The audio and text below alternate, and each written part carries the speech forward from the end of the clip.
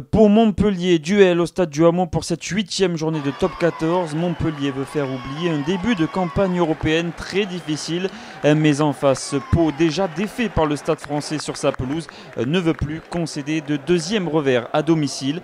Ce match qui débute pourtant par une grosse performance montpelliéraine, un temps fort hérolté avec ce groupe pénétrant formé par les avants du MHR dès la 16e minute.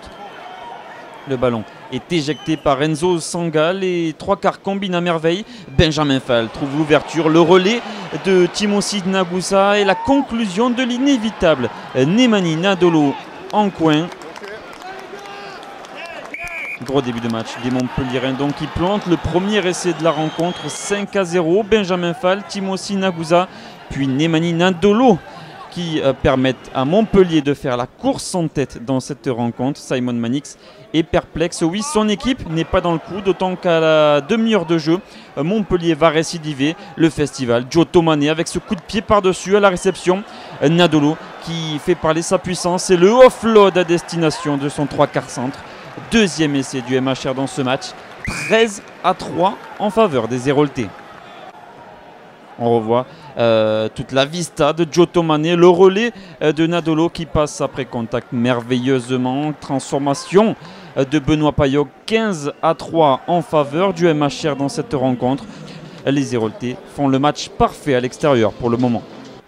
De retour des vestiaires, on retrouve encore et toujours le MHR, groupe et pénétrant, non, combinaison autour des avants et c'est le troisième ligne et capitaine Louis Picamol qui trouve à son tour l'en-but.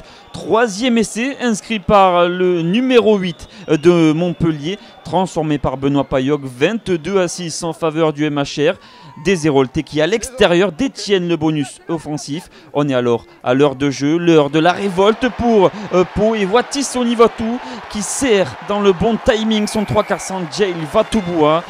22-11, 22-13 après la transformation de Tom Taylor. Revoilà la section paloise dans cette rencontre. Les Béarnais qui ont mis 60 minutes à se réveiller dans cette rencontre et qui n'ont finalement pas dit leur dernier mot. 9 points de retard avant une pénalité de Tom Taylor, 22-16. Pau qui va finir pied au plancher cette rencontre, qui va monopoliser la possession durant les 20 dernières minutes. On est alors sur la balle de match, mais ce ballon est éjecté en avant palois sur la sirène.